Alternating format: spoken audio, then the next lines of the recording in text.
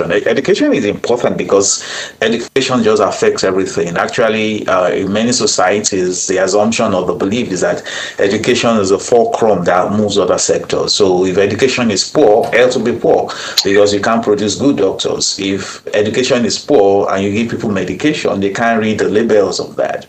Education affects the economy. Education affects the money market. Education affects businesses. In Nigeria, the biggest, I mean, since the last time when the Nigerian Bureau of Statistics released figures on employment in various sectors. Education is the biggest employer of labor in most part of the world. In most part of the world, teachers' union are about the biggest in any part of the world. So teachers affect employment. Teachers affect GDP. Teachers affect productivity. Teachers affect nutrition.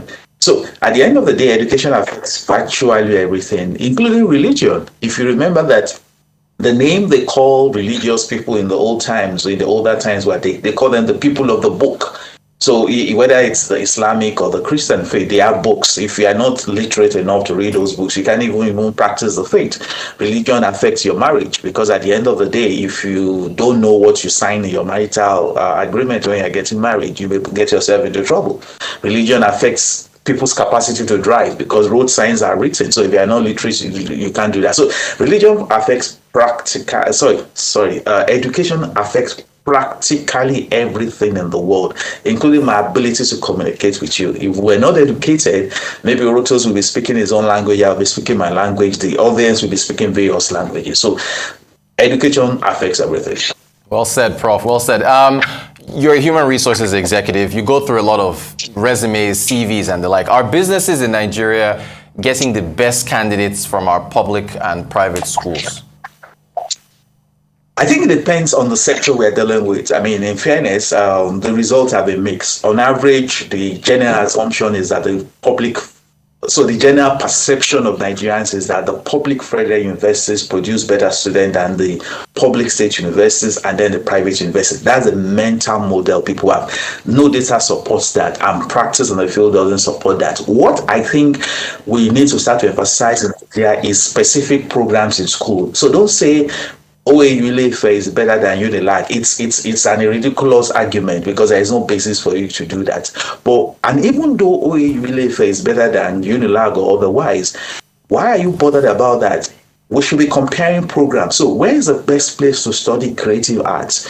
Where is the best place in Nigeria to study medicine? Where is the best place to study computer science? With what I know and what I do over the years, there are universities building niches today in specific areas. So for example, there's a private university in Osun State, for example, that has produced very outstanding, including the best graduate student from the Nigerian Law School is a private university.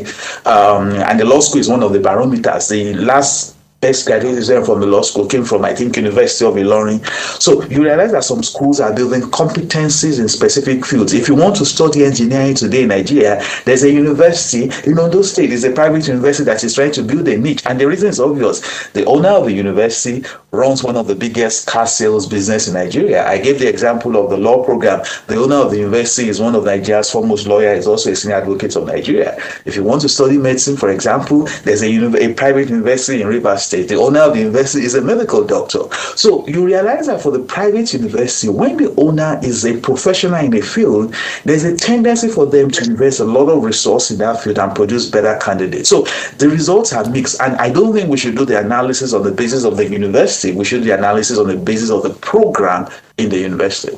So if I was to ask what contributes to a rich education, would your answer be the program then? It's a mixed match. So from the people point of view, the most critical person in the classroom or in the education is the teacher from the people point of view. So if you're saying who is the most critical person, it is the teacher. From the resource point of view, what is the most critical things? It is the learning system or the learning environment from the resource point of view. From a curriculum point of view, what is the most critical thing? It is the lesson notes. I give that example for you to realize that many people assume, so, parents will, for example, take their children to a school and say the school is a good school. And I say, why? They say because their curriculum is good. No, curriculum gets stepped down to lesson notes. So see curriculum as high tension, electricity coming from the national grid. There is a transformer in your area that steps it down to let you become useful. So curriculum could be great. People will say things like, oh, that school is good. They use British curriculum. It may be true they use a British curriculum, but there's a teacher who is going to interpret that curriculum into lesson notes. If that teacher doesn't effectively do that, your child is not going to learn despite attending a school with a British curriculum. So from the people point of view, the most important person is the teacher. From the resource point of view, it is the learning environment. Thanks for breaking that down for us. And I like the analogy with the electricity and the transformer. Nigeria, of course, is not budgeting enough towards developing education. Prof, where do we get the money from? Is it reallocating fuel subsidies? How do you see that working out? There's no data that tells us how much Nigerians spend on education. There's no data in this country or anywhere in the world. I've said it everywhere I've gone to. People make that mistake. They use the budget of the Ministry of Federal Ministry of Education to say that's the budget for education. That is not correct. The education sector in Nigeria is across over 15 ministries. Let me shock you. All the budgeting for the federal colleges of education, for the federal cooperative colleges, is not in Ministry of Education. The budget is of the Federal University of Agriculture. Is not in the Ministry of Education. Let me tell you this. The biggest chunk of federal funding for secondary and primary school is in the Ministry of Defense. There are more federal funded primary and secondary school in the budget of the Army, the Navy, the Air Force, and the police than in the Ministry of Education. So there's nobody that knows, and I say this openly, anybody that knows the number should tell us. There is no data to let us know whether Nigeria is spending enough on education or not. So that's one part of it. The other part of it is that we talk a lot about funding for education. UNESCO has said sometimes the real problem is the quality of spending. There was a study I read some years back that if you spend $11 to a typical Nigerian, I don't want to mention the type of higher institution, that if you send $11 for a project to a typical Nigerian higher institution, only $1 gets used for the project. The other $10 goes into inefficiency, waste, and overhead. So even if we increase the amount you are spending in education and schools are structures that are inefficient or wasteful, we will not get the results. I was a university student many years ago. The normal thing was that every university will have a deputy vice chancellor. The normal thing today is that universities have 3 deputy vice chancellors. Those are cost centers. What is the value? Lagos State just started a university last year. They already have 2 deputy vice chancellors. The Pan-African University, Lagos Business School, you all know that I also teach there, did not have a deputy vice chancellor for years. And the university is starting in Lagos with 2 deputy vice chancellors. So if you give those same schools the same amount of money, one has 2 deputy vice chancellor, one has 1 vice chancellor, you know what is going to happen to that. The problem we really have is the quality of spending and the impact of corruption, inefficiency, overhead, and waste. Thanks, Prof. Briefly, we're out of time. The 20 million children out of school, how do we reduce that? Yeah, can you give us a quick solution?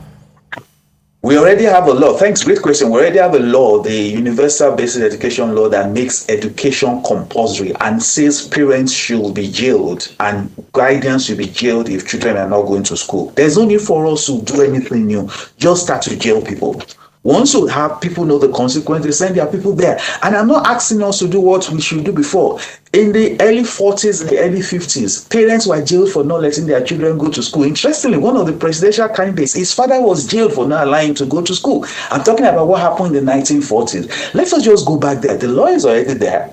And we just implement it. There will be consequences for people not sending their children to school. Let there also be consequences by voters, because the election is around the corner, for states that are not building enough schools to accommodate the students. There's a state in Nigeria, I don't want to mention the name because they'll think it's political, but the state is one of the most flamboyant and the one that claims it's very big. They turned down students from going to public school.